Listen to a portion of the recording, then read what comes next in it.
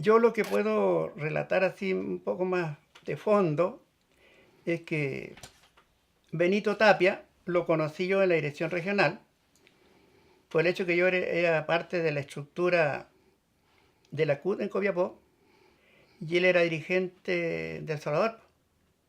Entonces siempre nos juntamos para analizar, eh, sobre todo por los primeros de mayo.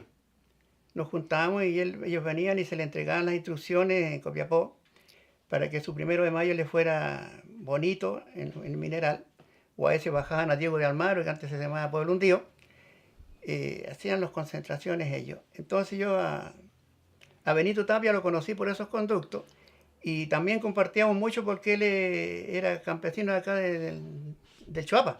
¿Como cuándo, qué año más o menos usted los Yo empieza a lo ver? entré a conocer el año 71, porque yo ahí entré a la dirección y en el año 71 reuníamos a todos los dirigentes de la zona por diferentes razones y estratégicas y qué actitud deberían tener los dirigentes de representación de los trabajadores frente al gobierno de la Unidad Popular.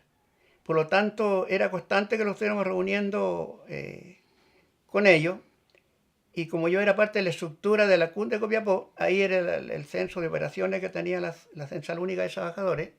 Por lo tanto, yo conocí por esos conductos a Benito Tapia. Y más de alguna vez compartimos un almuerzo, por qué no decirlo, un vino tinto, y muy alegre, muy jovial el compañero, daba una impresión de una persona muy honorable, tenía muy buena contextura física, no era grande ni era chico, pero él era una persona muy atractiva. Yo también una persona muy atractiva. Entonces, por esos conductos conocí yo a Benito Tapia.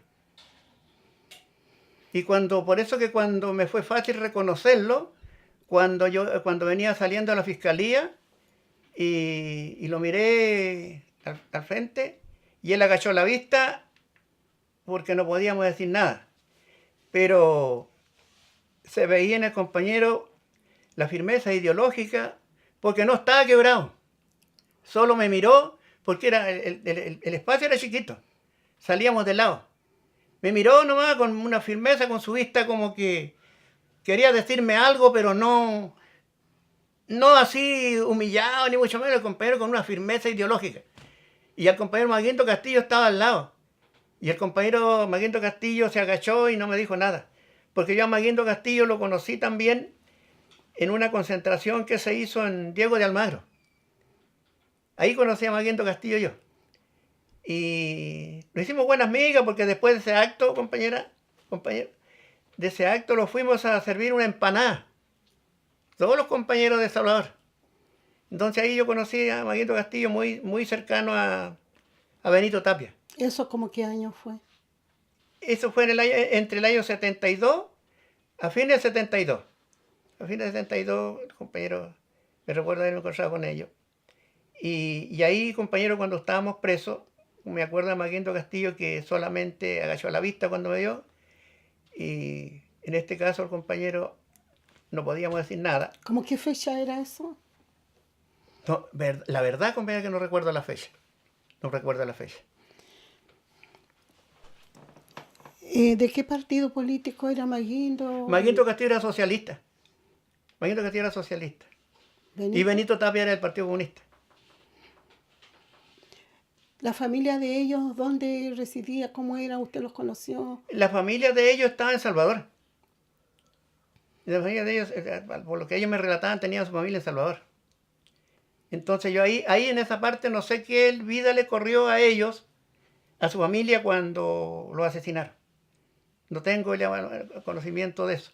He sabido muy vagamente que ellas sufrieron, la gente les hizo algo, una colecta para sacarla, pero no, eso es muy vago, no tengo yo los antecedentes concretos para poderlo relatar. Cuando los vio allá en la fiscalía, eso ya fue en el regimiento, ¿no? En el regimiento. Eso fue en la mañana, tipo 11 de la mañana. Y en la tarde los trasladaron a todos los que quedaron ahí, los trasladaron a la cárcel vieja de Copiapó, que está en Ojanco. Compañero Mateo, en relación al trabajo, ellos eran dirigentes sindicales, usted también. Claro. Y se encontraban en esas cosas, en esos encuentros como evaluación que hacían del tema sindical. ¿Qué pasó en lo sindical durante el 70 y el 73? ¿Cómo se desarrollaba ese trabajo en relación al testimonio de los compañeros El trabajo, el de trabajo era sindical? doble. El trabajo era doble porque había que tener un discurso centrado en la posibilidad de avanzar del gobierno, pero también centrado en las necesidades que tenían los trabajadores. No se descuidó nunca las necesidades de los trabajadores, nunca.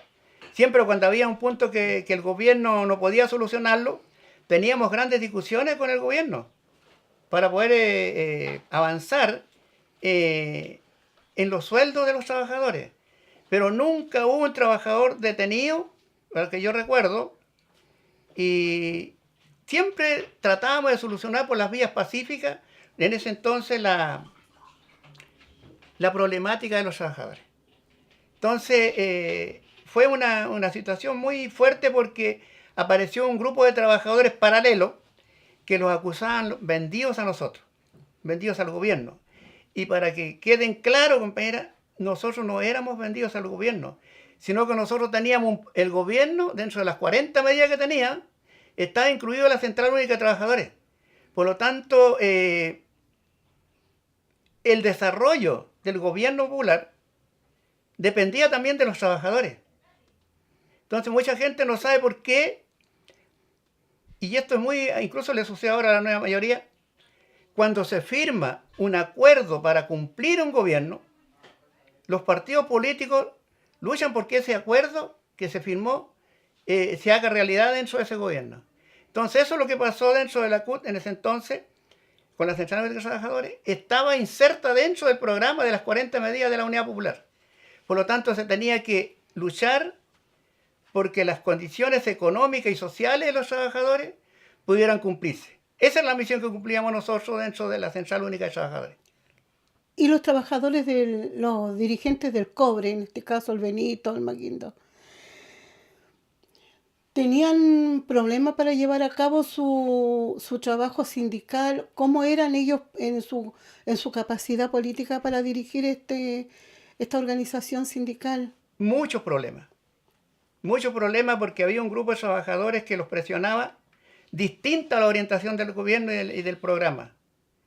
Los trabajadores muchos querían mucho más. Entonces para Maguindo y Benito Tapia le fue muy difícil. Y tengo entendido que Benito Tapia ocupó algunos cargos también de la empresa en su memoria, en su tiempo. Entonces dejó un tiempo de ser dirigente sindical, si bien mal no recuerdo, pues fue del Consejo de Empresa. Fue del Consejo de Empresa, para que usted sepa, compañera. Y ahí había salido el Consejo de Empresa y había retomado la dirigencia sindical para el 73. Entonces el 73 era dirigente sindical. Entonces el compañero no se entregó, porque hicieron un llamado, estos niños no se entregaron, porque hicieron un llamado a que todos los dirigentes se entregaran. Benito Tapia, Maguindo Castillo, no recuerdo los demás, Pinto y Ahumada, no sé qué pasó con ellos, no se presentaron ellos dos. Entonces le aplicaron la ley de rebeldía, que se llama. Por eso cuando los pillaron, le hicieron el consejo de guerra y los asesinaron.